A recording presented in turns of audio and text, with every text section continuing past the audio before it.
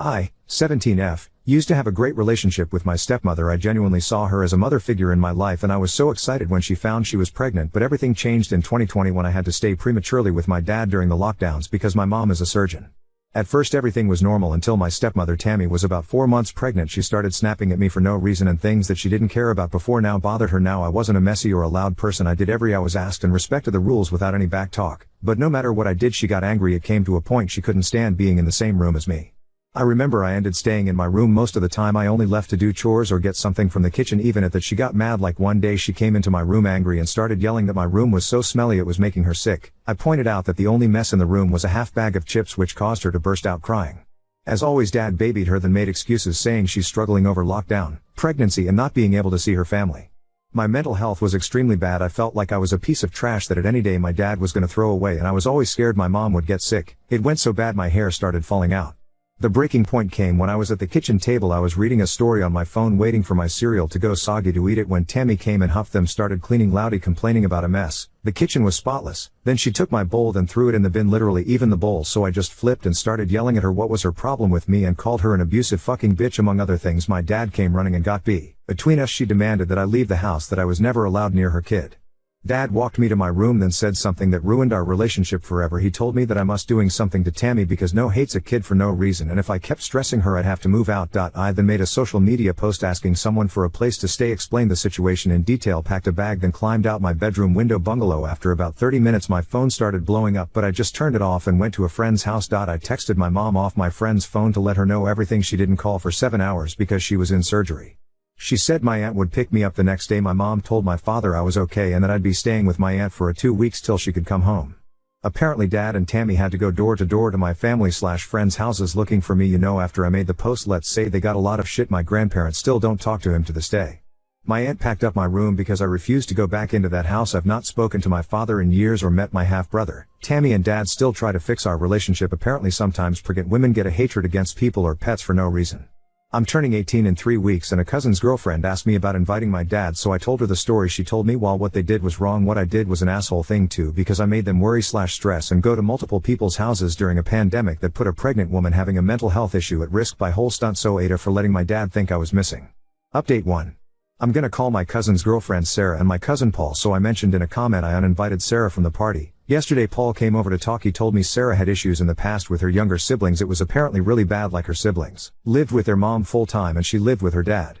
Long story short, Sarah was diagnosed with bipolar disorder and collage and went to therapy. He said even though she's apologized, her siblings still won't have anything to do with her, which breaks her heart. Paul said Sarah told him that when I told her what happened it triggered her because it reminded her of her situation with her siblings.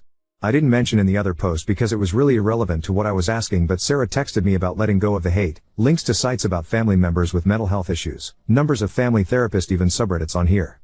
He told me Sarah wanted to meet up to clear the air and apologize in person. I said okay. Sarah texted about half an hour later about collecting me because she wanted to drive to a new restaurant that newly opened in the next town over as her pre-birthday treat to me. We know what she was planning, but Tammy ruined it for her by calling my mom to tell her Sarah's plans to help us make up. I wrote my dad a letter 2 days ago, as a lot of you suggested. I put everything in there and told him how it affects me to this day. I told him I wanted a relationship with my brother, but I wasn't sure I'll ever want one with him.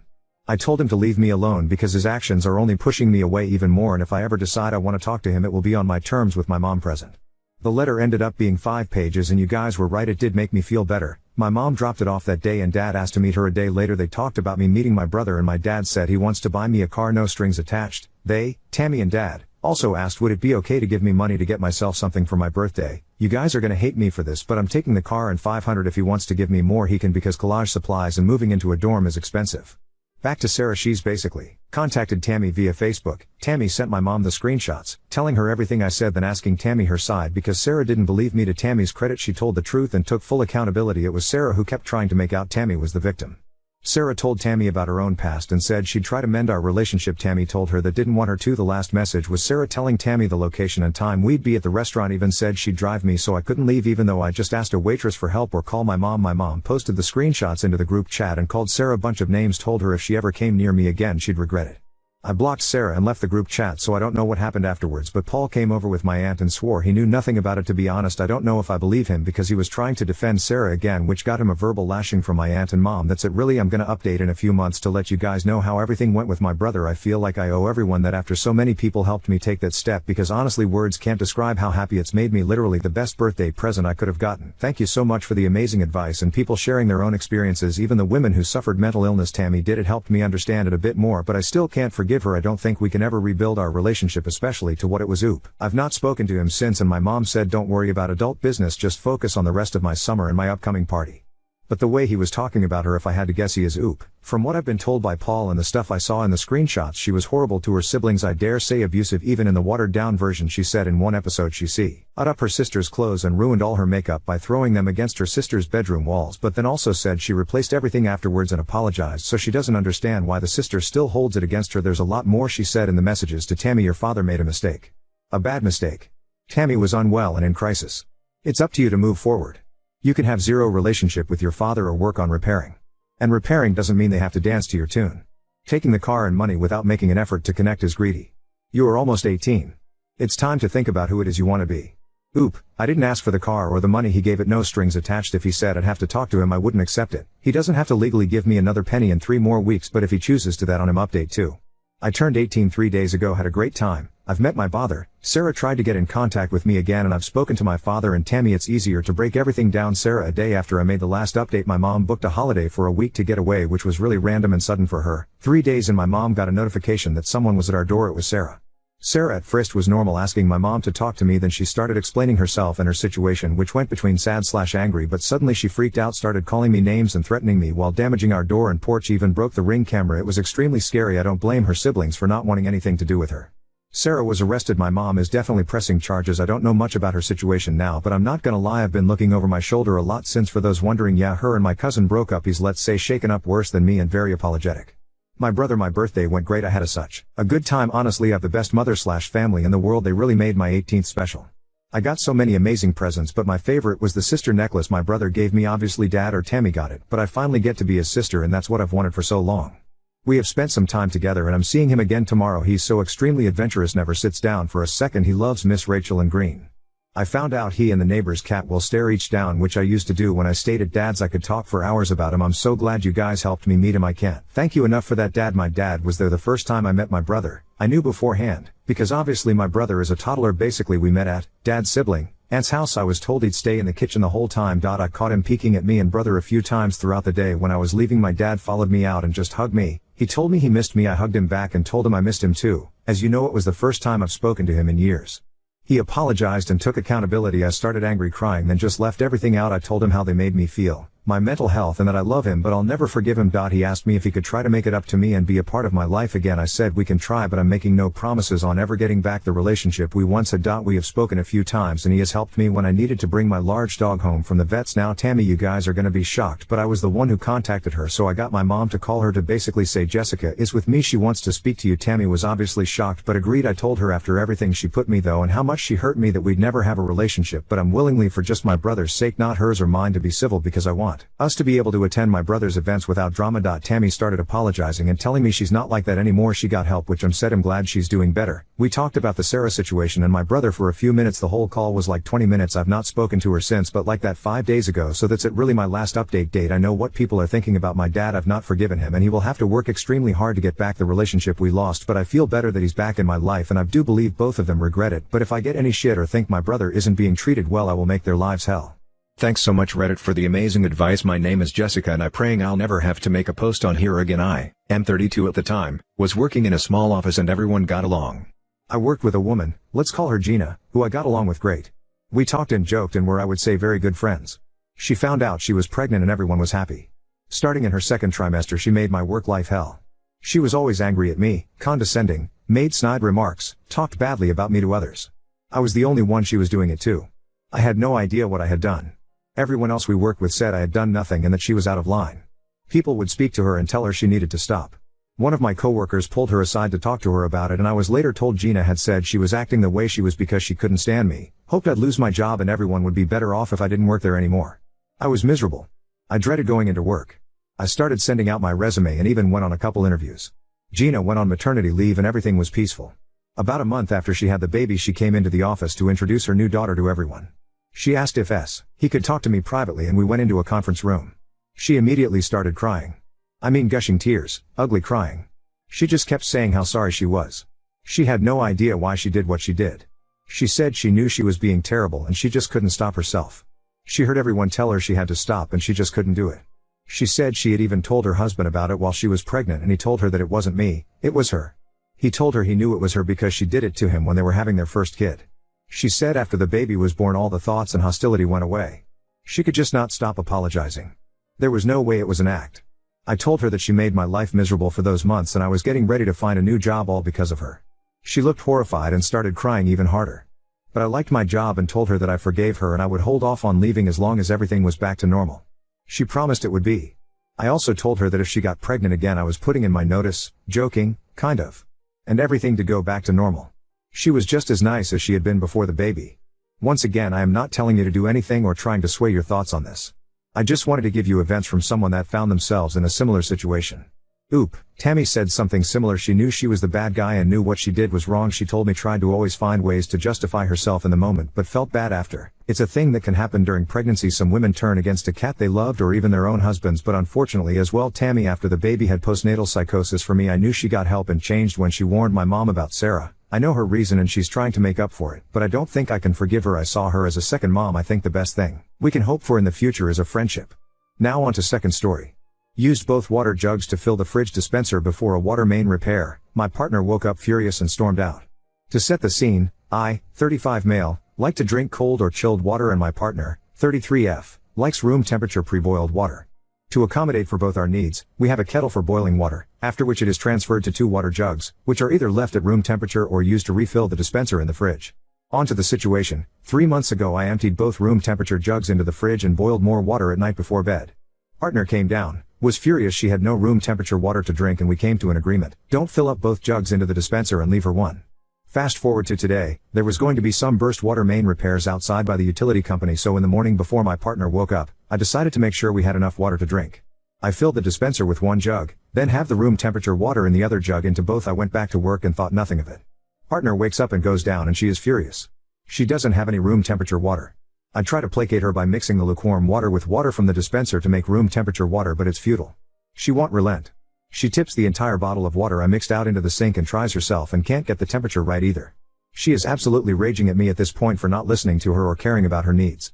She storms out of the house in a huff. So I to hear, or is perhaps this being blown out of proportion and mixing water to a specific temperature is not as big of a deal? Edit. Okay, wow, this really blew up. Who knew water would be so polarizing? Never thought this post would start lukewarm Watergate. Just got off work and reading through all the replies. Look, like Therese, lots of questions, so I'll do my best to answer them and provide some clarity. Thank you everyone for the comments, the stories, the judgments, and everything in between.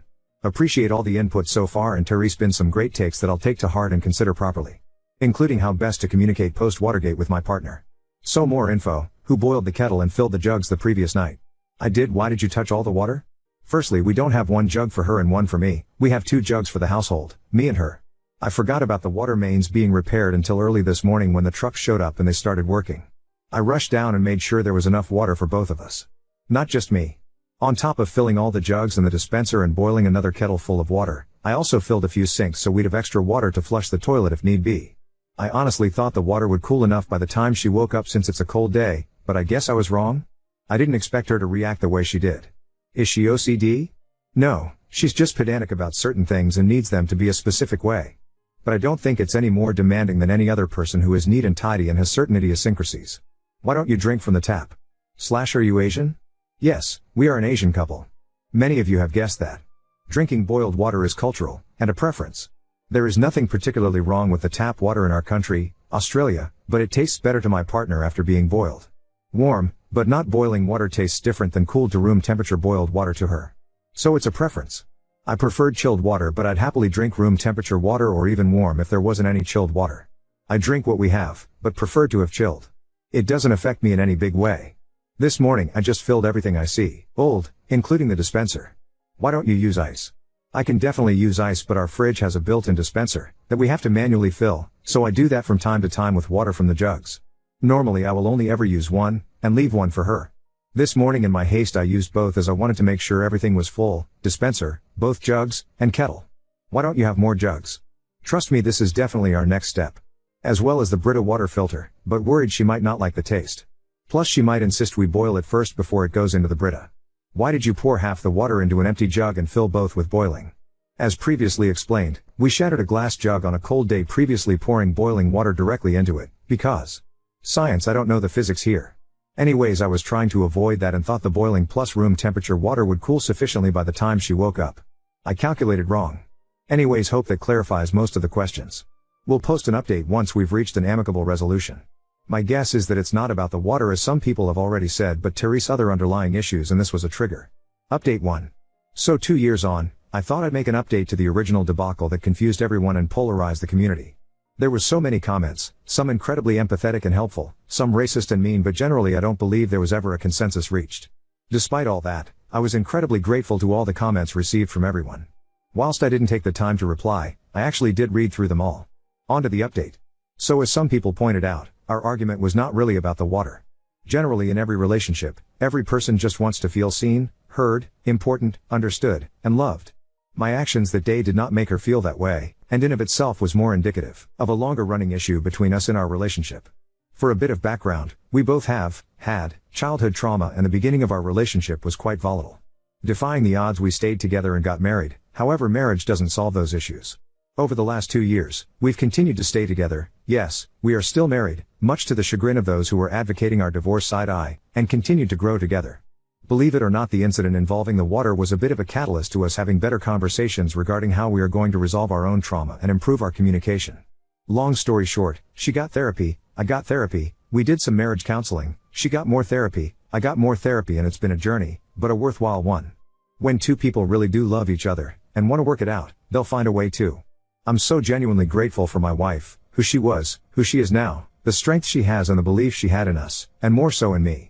Our communication is better than it's ever been, our intimacy is stronger than it's ever been, and we are at such an amazing place. The future looks incredibly bright.